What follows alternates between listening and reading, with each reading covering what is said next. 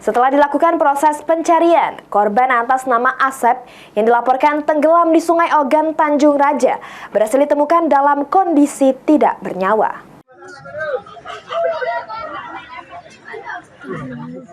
Inilah saat-saat tim SAR gabungan menemukan korban Asep yang hanyut di Sungai Ogan, Tanjung Raja, Ogan Ilir, dengan korban tidak bernyawa lagi.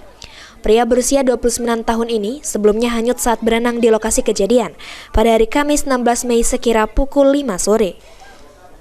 Kepala BPBD Kabupaten Ogan Ilir, Edi Rahmat, mengatakan jika korban telah menghilang lalu hanyut di bawah arus Sungai Ogan yang sedang deras dan tinggi.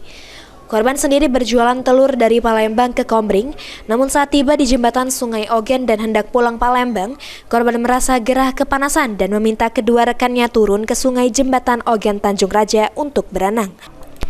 Ahmad Romawi, PAL TV.